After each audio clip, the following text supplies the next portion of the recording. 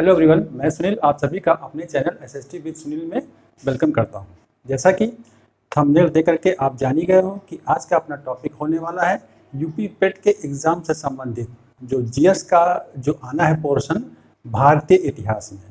तो उसी का ये वीडियो है जिसमें जो पहला टॉपिक है वो आपका वह है सिंधु घाटी की सभ्यता या हड़प्पा की सभ्यता, उससे रिलेटेड ये वीडियो है।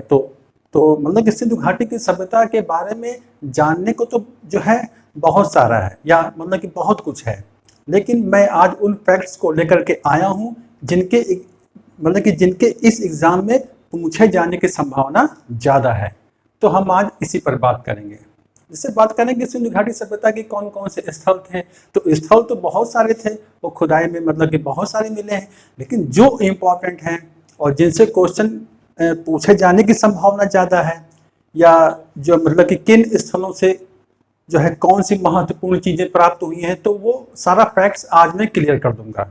ठीक है, और पूरा संभव है कि जितना भी पूछा जाएगा या सिंधु घाटी की सभ्यता से संबंधित वो आपका जो है मिस आउट नहीं होगा। वो पक्की बात है कि यहाँ से आपको वो सारे फैक्ट्स मिल जाएंगे जिनके आने की संभावना ज़्यादा है। ठीक है, तो हम बात करते हैं सिंधु घाटी की सभ्यता। लेकिन सबसे पहले चैनल को सब्सक्राइब करिए, लाइक करिए और मेरे वीडियो को शेयर करें।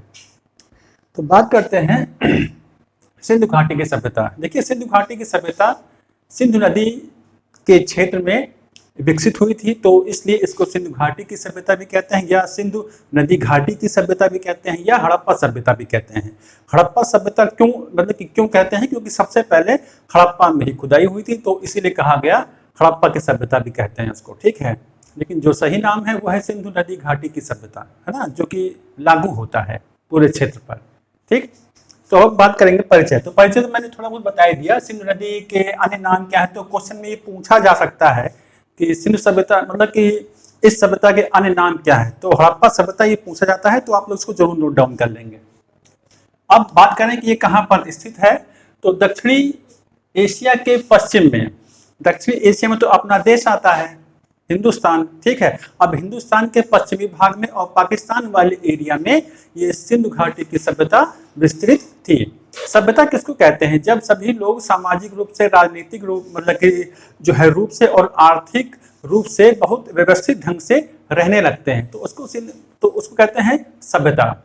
और सभ्यताओं में जन्म तो आप सभी को पता है कि सबसे पहले नदियों के ही किनारे हुआ है। तो यानी कि नदियां जो है ये सभ्यताओं की जननी है। तो ये इस भाग में स्थित है। अब हम बात करेंगे कि इस सभ्यता के उत्खनन की या इस सभ्यता के प्रकाश में आने की घोषणा सबसे पहले किसने की।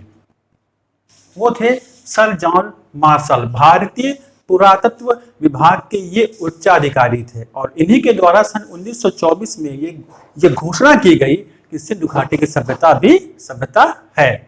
और तो अंग्रेजों का तो पहले मानना ही था कि भारत में सभ्यता का जन्म जो है नहीं हुआ, यहाँ के लोग जो है असभ्य हैं, तो हमने दुनिया को दिखाया कि सभ्यता ने जन्म हमारे देश में लिया।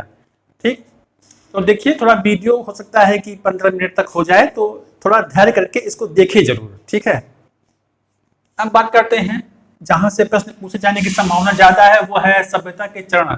सभ्यता के 3 चरण हैं, है ना, एक पूर्व, एक मध्य और एक बाद वाली सभ्यता यानी कि उत्तरवर्ती।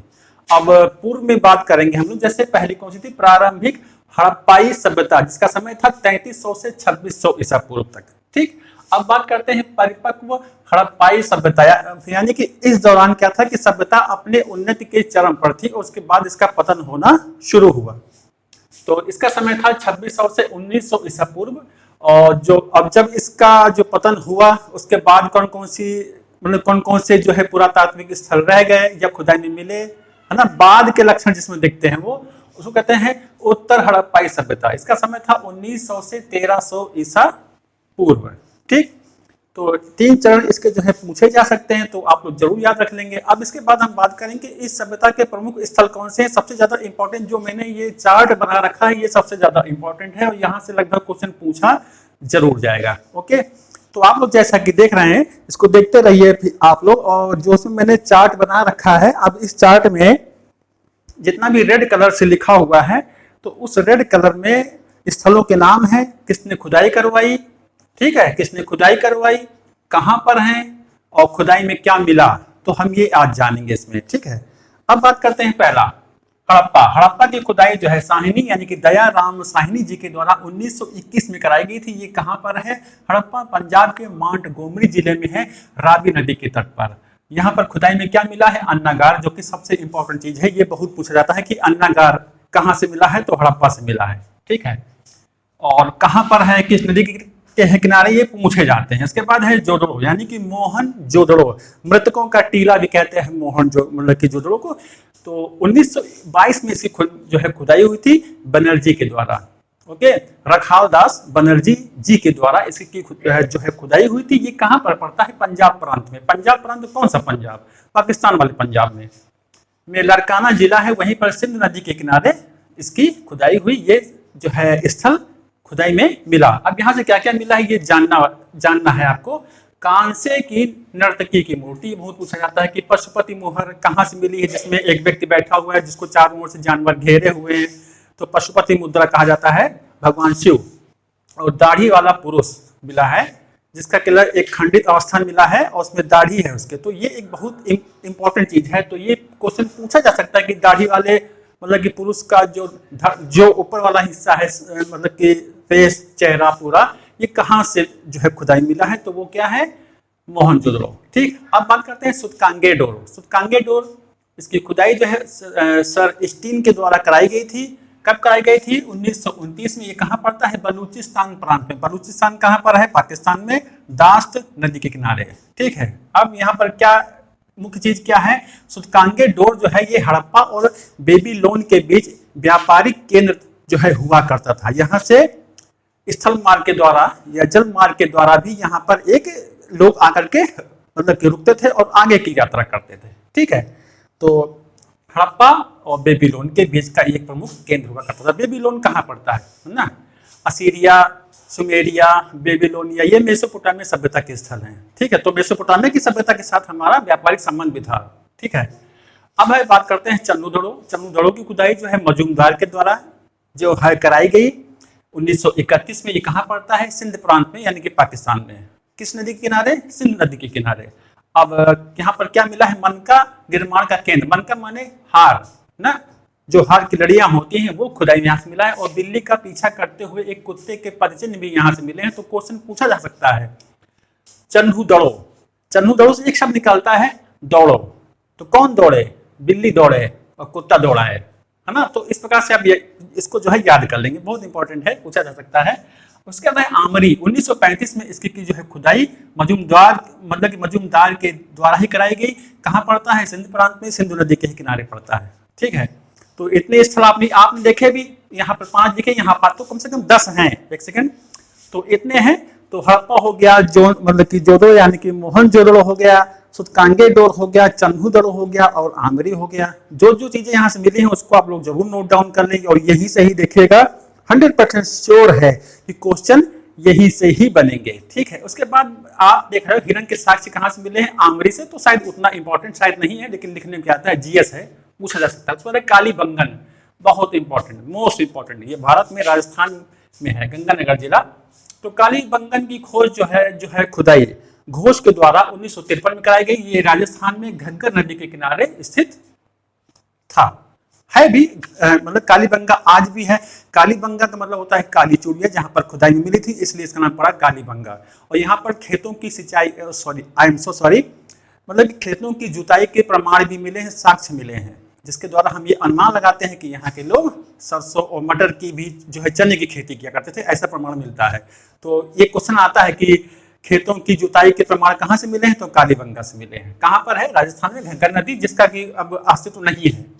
फिर यहाँ से क्या मिला है? कालीबंगन से अग्निवेदिका मिली है, ऊंट की हड्डियां मिली हैं और लकड़ी का हल भी मिला है और जुते हुए खेतों के साक्ष्य भी मिलते हैं। ये जरूर नोट डाउन कर लेंगे। फिर आता है लोथल, आर राव याद कर, मतलब कि राव के नाम से याद कर लेंगे, कोई दिक्कत नहीं। 1953 में इसकी खुदाई हुई, गुजरात में है ये, भोगवा नदी के तट पर। ये एक बंदरगाह है। ओके, बहुत पूछा जाएगा, ये बंदरगाह है। और यहाँ से अग्निवेदिकाएं मिली हैं और शतरंज के खेल का जो सिस्टम होता है खेल का, उसका प्रमाण मिला है। अग्निवेदिका पूछा जा सकता है और बंदरगाह तो पूछा ही जाएगा। ठीक है, इसको जरूर नोट डाउन करें। सभी करें। सुरकोटा है, जगपति जोशी के द्वारा इसकी खुदाई कराई गई 1964 में, गुजरात में ही स्थित है। और यहाँ पर सबसे ज्यादा पूछा जाने वाला प्रश्न होता है सुरकोटा से, यानी कि घोड़े की हड्डियां कहाँ से मिली हैं, तो सुरकोटा से मिली हैं। ये बहुत इंपॉर्टेंट है ना। बंदरगाह और घोड़े की हड्डियां, ये जो जोड़ों से मिला है, सारे अब जरूर लिखते रहें भाई आप लोग। उसके बाद है बनावली, RS बिष्ट के द्वारा 1974 में खुदाई हुई। ये कहाँ पर है? बनावली हरियाणा के हिसार जिले में। तो ये स्थल पूछे जाएंगे, जैसे बनावली है कहाँ पर है? हरियाणा के हिसार जिले में है। ठीक है, इस प्रकार से क्वेश्चन बनेंगे जरूर। तो यहाँ से बहुत ज्यादा क्वेश्चन बनने के 100% चांस है, इतना तो मतलब कंफर्म है। उसके बाद है यहाँ से मिला क्या है? मन का बताया मैंने, जौ के साक्ष्य मिले हैं और हड़प्पा पूर्व और हड़प्पा कालीन साक्ष्य मिले हैं। हड़प्पा सभ्यता से पहले के भी साक्ष्य मिलते हैं और हड़प्पा कालीन भी साक्ष्य यहाँ से मिलते हैं। उसके बाद आता है धौलावीरा 1985 में RS बिष्ट के द्वारा। कहाँ पर पड़ता है? ये गुजरात में ये गुजरात में पड़ता है, कच्छ के रण में। यहाँ से जल निकासी प्रबंध का साक्ष्य मिलता है, जलकुंड मिलता है। और मैंने अपने ये जो लिखा है धावन पात्र, वाश बेसिन भी।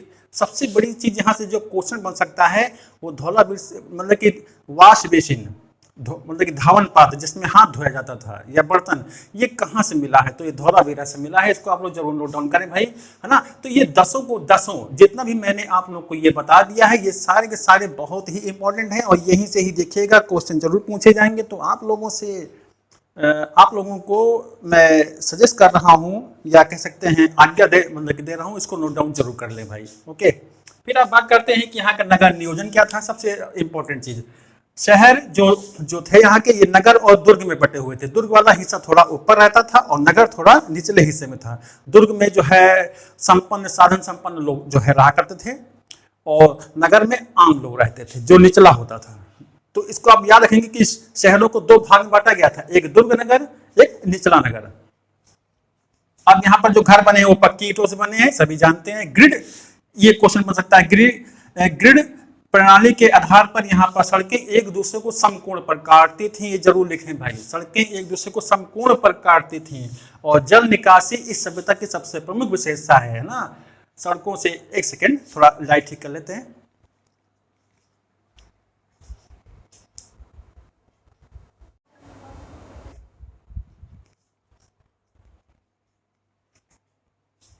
ओके, थोड़ा लाइट्स प्रॉब्लम थी, ठीक हो गई है। अब हम बात करेंगे तो जल निकासी। यहाँ की जो नालियां होती थी वो सदैव ढकी रहती थी। तो ये सबसे बड़ी व्यवस्था थी। साफ सफाई का विशेष ध्यान रहता था। घर से निकलने वाला पानी, सड़कों के किनारे किनारे नालियां होती थी, वहीं से पानी निकलता था पूरे शहर का। अब कृषि क्या है? कपास की खेती यहाँ सबसे पहले शुरू हुई थी। इसके अलावा गेहूं, जौ, सरसों, तिल के भी साक्ष्य मिलते हैं। जुताई के साक्ष्य कहाँ से मिले हैं? कालीबंगा से, तो जरूर लिख लें। और दूसरा मुख्य व्यवसाय था इनका पशुपालन। फिर है व्यापार। यहाँ पर मुद्रा का प्रयोग नहीं होता था, वस्तु विनिमय ही व्यापार का माध्यम था। और हालांकि मेसोपोटामिक सभ्यता के कुछ साक्ष्य मिले हैं, मुद्राएं या मुहर मिली हैं, ठीक है। और मेसोपोटामिया के साथ इसका व्यापार के साक्ष्य मिलते हैं। मेसोपोटामिक सभ्यता इराक में थी, क्योंकि इराक का ही पुराना नाम है मेसोपोटामिया। तो वहां से इसका व्यापार होता था। और जैसा कि मैंने बताया है आपको, क्या बताया था, कहाँ पर गया, बड़ा अच्छा वो फैक्ट था। हाँ, हड़प्पा बेबीलोन के बीच व्यापार का केंद्र हुआ करता था सुतकांगेडोर। तो बेबीलोन का मतलब वही मेसोपोटामिया, ठीक है। तो इतना कंफर्म हुआ आप लोगों को। अब हम बात करेंगे कि इस, देखिए सभ्यता है, जन्म लिया है तो उसका पतन भी होना तय है। अब उसका पतन कैसे हुआ, इस पर एक मत लोगों के नहीं है। इस पर लोगों की अलग अलग राय है, चाहे वो विदेशी विद्वान हो, चाहे वो भारतीय विद्वान हो। अब किसने क्या कहा, ये भी क्वेश्चन पूछा जाएगा, कंफर्म है, ठीक है। तो मतलब कि जैसे कहा जाए कि सिंधु सभ्यता का पतन किससे हुआ, बाढ़ और भूकंप की वजह से। तो ये किसने कहा था? सर जॉन मार्शल ने कहा था। लिखते चले। नदी जब अपना मार्ग बदलती है तो जो है शहरों को बर्बाद कर देती है। तो ये किसने कहा? लैम्ब्रिक ने कहा। वर्धित शुष्कता, यानी कि गर्मी बढ़ने से वायुमंडल में आर्द्र हवाओं के चलने से सब कुछ चौपट हुआ। तो ये किसने कहा? डीपी अग्रवाल ने। सबसे इंपॉर्टेंट है आर्यों का आक्रमण। गार्डन चाइल्ड, अर्नेस्ट मैके और व्हीलर और पिगॉट का मानना है कि आर्यों के आक्रमण से सिंधु सभ्यता का पतन हुआ। फिर है पारिस्थितिकी परिवर्तन, यानी क्लाइमेट चेंज। फेयर सर्विस ने ऐसा कहा है कि पर्यावरण में परिवर्तन की वजह से सिंधु घाटी की सभ्यता का अंत हुआ। तो इस प्रकार से ये था आज का अपना टॉपिक। और ये चार्ट आप लोग जरूर बनाएंगे और लिख लेंगे, ठीक है। क्वेश्चन कंफर्म है कि यहीं से ही पूछे जाएंगे। स्थलों से, स्थल कहाँ है, इन स्थलों की खुदाई से क्या मिला, ठीक है, तो वीडियो कैसा लगा कमेंट बॉक्स पर कमेंट करें भाई, और वीडियो को लाइक करें, शेयर करें और चैनल को सब्सक्राइब करें भाई। ओके, तो मिलते हैं आपको नेक्स्ट वीडियो में। धन्यवाद।